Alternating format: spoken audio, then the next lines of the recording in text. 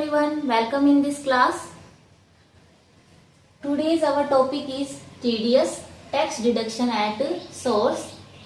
हमने अपनी previous class में TDS क्या होता है और सैलरी के रिगार्डिंग TDS के क्या क्या प्रोविजन है उनको स्टडी किया था। आज हम इसी टॉपिक को कंटिन्यू करेंगे। नेक्स्ट जो प्रोविजन है TDS का वो है रिकॉग्नाइज प्रोविडेंट फंड से अगर किसी तरह की पेमेंट मिलती है एम्प्लॉय को तो किस तरीके से TDS काटा जाएगा। सो स्टूडेंट्स, मैंने अपनी प्रीवियस क्लास में भी आपको बताया था कि TDS हमेशा भुगतान करने पर डिडक्ट किया जाता है। यहाँ पर इसको सेक्शन 192A में एक्सप्लेन किया गया है। अगर RPF से किसी भी एम्प्लॉय को पैसा मिला है 50,000 तक तो इस पे कोई TDS नहीं काटा जाएगा, लेकिन अगर पेमेंट 50,000 से ज्यादा की हुई है तो उस पर 10% की रेट से TDS डिडक्ट किया जाएगा। 10% की रेट से टैक्स डिडक्ट तभी किया जाएगा जब एम्प्लॉय ने पैन नंबर ये है, अपने पैन नंबर अपने एम्प्लॉयर को दे रखे हैं। अगर एम्प्लॉय ने अपने एम्प्लॉयर को पैन नंबर नहीं दिए हुए तो उस केस में TDS की डिडक्शन जो है वो 30% की रेट से की जाएगी। 50,000 तक की पेमेंट है RPF से किसी एम्प्लॉय को, नो TDS। पैन नंबर दिया हुआ है, बता रखा है पैन नंबर अपने एम्प्लॉयर को, 50,000 से ज्यादा अमाउंट है 10% की रेट से, और अगर पैन नंबर नहीं दिया हुआ तो 30% की रेट से टैक्स डिडक्ट किया जाएगा। नेक्स्ट है इंटरेस्ट ऑन सिक्योरिटी, जिसे सेक्शन 193 में एक्सप्लेन किया गया है। अगर किसी पर्सन ने सिक्योरिटीज में इन्वेस्टमेंट कर रखा है तो यहाँ पर TDS 10% की रेट से काटा जाएगा उन सिक्योरिटी पर मिलने वाले इंटरेस्ट पर। लेकिन अगर उस पर्सन ने पैसे को इन्वेस्ट किया है किन सिक्योरिटीज में, नेशनल सेविंग सर्टिफिकेट्स में, नेशनल डेवलपमेंट बॉन्ड्स में, कोई भी डिवेंचर इशूड हुआ है रिकॉग्नाइज इंस्टीट्यूट, चाहे वो कोई कोऑपरेटिव सोसाइटी हो, चाहे सेंट्रल गवर्नमेंट का कोई रिकॉग्नाइज इंस्टीट्यूट हो, चाहे कोई स्टेट गवर्नमेंट का रिकॉग्नाइज इंस्टीट्यूट हो, या किसी भी तरीके की सिक्योरिटी में इन्वेस्टमेंट कर रखा है जो सिक्योरिटी इशू की गई है सेंट्रल गवर्नमेंट या स्टेट गवर्नमेंट के द्वारा, तो यहाँ पर इस तरह की सिक्योरिटीज पर मिलने वाले इंटरेस्ट पर कोई TDS नहीं काटा जाएगा। लेकिन इनके अलावा कोई सिक्योरिटीज में पैसा है तो उस पर 10% की रेट से TDS को डिडक्ट किया जाएगा। नेक्स्ट जो प्रोविजन है वो डिविडेंड की रिगार्डिंग है। डिविडेंड कंपनियों की तरफ से मिलने वाला एक भुगतान होता है। यहाँ पर इसे लाभांश भी हम कहेंगे। इसे सेक्शन 194 में एक्सप्लेन किया गया है। अगर डिविडेंड मिल रहा है 2500 रुपए तक का तो कोई TDS की डिडक्शन नहीं की जाएगी एम्प्लॉयर के द्वारा। लेकिन अगर TDS मिल रहा है 2500 रुपए से ज्यादा तो 10% की रेट से TDS काटा जाना चाहिए। नेक्स्ट जो प्रोविजन है वो है कि इंटरेस्ट मिल रहा है अदर, किससे अदर, सिक्योरिटीज के इंटरेस्ट से अदर। यहाँ पर जो इंटरेस्ट मिल रहा है इसके अलावा अगर कोई इंटरेस्ट मिल रहा है तो देखा जाएगा कि वहां ये जो इंटरेस्ट है वो किसके द्वारा दिया जा रहा है। अगर कोई बैंकिंग कंपनी में इन्वेस्टमेंट कर रखा है, पैसा डिपॉजिट है, यहाँ पर मिलने वाला इंटरेस्ट जो है 10,000 तक कोई TDS की कटौती नहीं होगी। लेकिन इंटरेस्ट की अमाउंट अगर 10,000 से ज्यादा जाती है तो उस पर TDS काटा जाना चाहिए। कितना काटा जाना चाहिए, 10% की रेट से TDS कटेगा। इसी तरीके से अगर किसी कोऑपरेटिव सोसाइटी में पैसा डिपॉजिट है और उससे इंटरेस्ट मिल रहा है तो यहाँ पर भी देखा जाएगा अमाउंट कितनी है। अगर 10,000 है तो नो टीडीएस, 10,000 से ऊपर है तो 10% की रेट से टीडीएस डिडक्ट किया जाएगा। पोस्ट ऑफिस में कोई पैसा लगाया हुआ है तो 10,000 तक मिलने वाला इंटरेस्ट नो टीडीएस, इससे ऊपर जो मिलेगा उस पर 10% की रेट से टीडीएस डिडक्ट किया जाएगा। लेकिन अगर इंटरेस्ट इन 3 संस्थाओं को छोड़ करके किसी अदर इंस्टीट्यूट से मिल रहा है तो 5,000 रुपए तक का मिलने वाला इंटरेस्ट पे कोई डिडक्शन नहीं होगी टीडीएस की। लेकिन अगर 5,000 रुपए से ज्यादा का इंटरेस्ट मिल रहा है एनी अदर केस में तो यहाँ पर 10% की रेट से टीडीएस को डिडक्ट किया जाना चाहिए। नेक्स्ट जो प्रोविजन है वो है विनिंग फ्रॉम लॉटरी और क्रॉसवर्ड पजल। अगर किसी पर्सन को लॉटरी या क्रॉसवर्ड पजल से कोई भी पेमेंट रिसीव्ड होती है तो यहाँ पर अगर वो पेमेंट 10,000 तक या 10,000 से कम है तो यहाँ पर कोई टीडीएस की कटौती नहीं की जाएगी। लेकिन अगर अमाउंट 10,000 से ज्यादा है तो उस केस में 30% की रेट से टैक्स डिडक्ट किया जाएगा। स्टूडेंट्स, ये जो प्रोविजन है ये सेक्शन 194 बी में एक्सप्लेन किया गया है। नेक्स्ट है winning from horse race. Horse race से कोई भी विनिंग होती है किसी भी पर्सन को और उसकी पेमेंट उसे मिलती है तो यहाँ पर इसे 194 बी में एक्सप्लेन किया गया है। यहाँ पर भी सेम प्रोविजन अप्लाई होगा जो विनिंग फ्रॉम लॉटरी और क्रॉसवर्ड पजल में अप्लाई हुआ है। अगर 10,000 तक की पेमेंट मिल रही है पर्सन को तो नो टीडीएस, लेकिन अगर इससे ज्यादा है तो 30% की रेट से टीडीएस काटा जाएगा।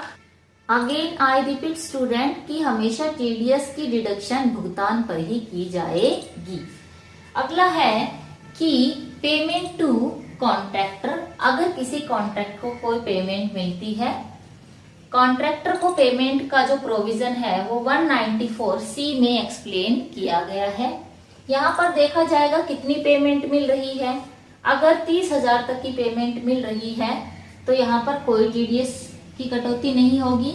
लेकिन ये पेमेंट 30,000 से एक्सीड कर रही है तो वहां पर टीडीएस की कटौती होगी। कितनी होगी देखा जाएगा किस पर्सन को ये पेमेंट मिल रही है, क्या वो हिंदू अनडिवाइडेड फैमिली है या कोई इंडिविजुअल है। उस केस में 1% की रेट से टीडीएस काटा जाना चाहिए। अगर किसी फाइनेंशियल ईयर में 1 लाख रुपए से ज्यादा डिपॉजिट हुए हैं कॉन्ट्रैक्टर के पास तो उस केस में भी टीडीएस की कटौती होगी और रेट यही रहेगी। एचयूएफ इंडिविजुअल के केस में 1%, और अगर कोई एनी अदर एसएससी है, पर्सन है, कंपनी है, फर्म है तो उस केस में 2% की रेट से टीडीएस डिडक्ट किया जाएगा। नेक्स्ट है इंश्योरेंस कमीशन। अगर किसी पर्सन ने इंश्योरेंस करवा रखा है और उसका कोई कमीशन आता है या किसी का करवाया है तो उसका कमीशन मिलता है तो उसमें देखा जाएगा कमीशन की अमाउंट कितनी है। 15,000 रुपए तक है तो नो टीडीएस, लेकिन 15,000 रुपए से ज्यादा है तो वहां पर देखा जाना चाहिए कि वो पर्सन कौन है। अगर कोई कंपनी है तो 10% की रेट से, और अगर एनी अदर केस है तो 5% की रेट से टीडीएस की डिडक्शन की जाएगी। और अगर पैन नहीं बताता है वो पर्सन तो उस पर रेट 20% हो जाएगी टीडीएस की। इसे सेक्शन 194D में एक्सप्लेन किया गया है। नेक्स्ट है पेमेंट रिगार्डिंग एलआईसी। अगर लाइफ इंश्योरेंस कोई करवाया हुआ है उससे पेमेंट मिलती है तो देखा जाएगा पेमेंट कितनी मिल रही है। 10,000 तक नो टीडीएस, 10,000 के ऊपर 1% की रेट से टीडीएस जो है वो काटा जाएगा। नेक्स्ट प्रोविजन है payment under LIC to resident. किसी निवासी व्यक्ति को LIC के तहत कोई पेमेंट मिलती है तो यहाँ पर 2 कंडीशन अगर पूरी करता है तो उस पर कोई TDS नहीं कटेगा। कंडीशन क्या है, या तो वो 10 सब सेक्शन 10D में एग्जाम्प्ट हो या किसी फाइनेंशियल ईयर में जो ग्रोस पेमेंट है वो 1 लाख से कम मिली हो। लेकिन अगर ये 2 कंडीशन पूरी नहीं होती है तो उस पर 1% की रेट से TDS की डिडक्शन होगी। और अगर कोई भी SSC अपना पैन नंबर नहीं बताता है तो उस केस में 20% की रेट से TDS काटा जाएगा। सो स्टूडेंट्स, कोई भी SSC अगर अपना पैन नहीं देता है तो वहां पर TDS की जो रेट है वो 20% होगी। इसे सेक्शन 194DA में एक्सप्लेन किया गया है। इसके बाद नेक्स्ट है कि अगर कोई पेमेंट होती है किसी नॉन रेजिडेंट स्पोर्ट्स पर्सन, अनिवासी खिलाड़ी को, या नॉन रेजिडेंट कोई स्पोर्ट्स एसोसिएशन है, या कोई नॉन रेजिडेंट एंटरटेनर है, तो उस पर जो है फ्लैट रेट से TDS की डिडक्शन होगी। 20% TDS कटेगा plus 4% health and education cess से जो है कलेक्ट किया जाएगा। यहाँ इसे जो है सेक्शन 194E में एक्सप्लेन किया गया है। अगला जो प्रोविजन है वो है कि नेशनल सेविंग स्कीम में डिपॉजिट करवाया है। यहाँ इसे सेक्शन 194EE में एक्सप्लेन किया गया है। इससे पहले मैंने आपको नेशनल सेविंग सर्टिफिकेट्स की बात की थी, लेकिन इसमें अगर कोई डिपॉजिट करवाया है और पेमेंट मिल रही है, भुगतान हो रहा है, तो भुगतानकर्ता का ये दायित्व है कि अगर 2500 रुपए से ज्यादा का भुगतान किया जा रहा है तो 10% की रेट से TDS काट के गवर्नमेंट के अकाउंट में जमा करवाए। लेकिन अगर 2500 से कम है अमाउंट तो उस पर कोई TDS नहीं कटेगा। इसके बाद नेक्स्ट है कि अगर कोई पेमेंट हो रही है, म्यूचुअल फंड की कोई यूनिट्स थी उनको रीपरचेज किया जा रहा है, या कोई UTI unit trust of India की यूनिट्स है उसके अकाउंट्स को रीपरचेजिंग के रिगार्डिंग कोई पेमेंट है, तो यहाँ पर 20% की रेट से TDS काटा जाएगा। जो पेमेंट देने वाला है वो काटेगा। इसे सेक्शन 194F में एक्सप्लेन किया गया है। अगला है commission on sale of lottery tickets. अगर कोई लॉटरी टिकट्स को सेल करवाता है और उस पे उसे कमीशन मिलता है तो देखा जाएगा कमीशन की अमाउंट कितनी है। 15,000 तक नो TDS, 15,000 से ऊपर 5% की रेट से TDS कटेगा। लेकिन अगर अपना पैन नहीं बताता है वो SSC जो टिकट्स का भुगतान, टिकट्स बिकवाने पर कमीशन रिसीव कर रहा है, तो उस केस में उसकी जो है TDS रेट 20% हो जाएगी। नेक्स्ट है payment of brokerage and commission. कोई ब्रोकरेज या कमीशन मिल रहा है, उसकी पेमेंट हो रही है, तो भुगतानकर्ता का दायित्व बनता है 5% की रेट से TDS काटे अगर अमाउंट 15,000 से ज्यादा है तो, और पैन नंबर नहीं बताता है तो 20% की रेट से TDS की डिडक्शन की जाएगी। नेक्स्ट है payment in respect of rent.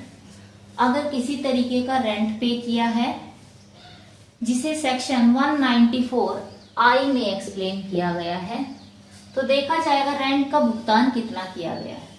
अगर 2,40,000 रुपए से ज्यादा रेंट का भुगतान किया गया है तो TDS लगेगा। इसके बाद 2 कैटेगरी है, ये देखना होगा रेंट मशीनरी या प्लांट को यूज करने के लिए दिया है तो 2% की रेट से TDS डिडक्ट किया जाएगा। लेकिन अगर एनी अदर केस है तो उसमें 10% की रेट से TDS डिडक्ट करना चाहिए। लेकिन अगर पैन नहीं बताया है पेमेंट रिसीव करने वाले ने, तो यहाँ पर 20% की रेट से TDS डिडक्ट होगा। अगला है स्टूडेंट, अगर कोई फी की पेमेंट हो रही है, किसी पर्सन से टेक्निकल सर्विस ली है किसी कंपनी से या एनी एसएससी से, कोई भी टेक्निकल सर्विस या प्रोफेशनल सर्विस के रिगार्डिंग कोई फी की पेमेंट हुई है तो देखा जाएगा फी कितनी दी है।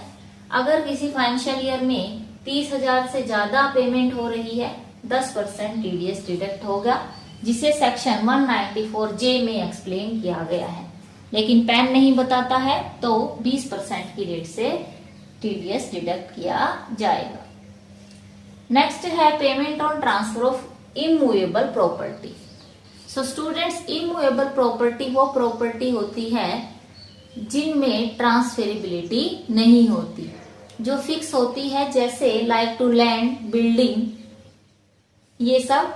तो यहाँ पर अगर कोई ऐसी प्रॉपर्टी को ट्रांसफर किया गया है और उसका कंसिडरेशन प्रतिफल 5 लाख से ज्यादा है तो 1% की रेट से टीडीएस की डिडक्शन करनी चाहिए भुगतानकर्ता को।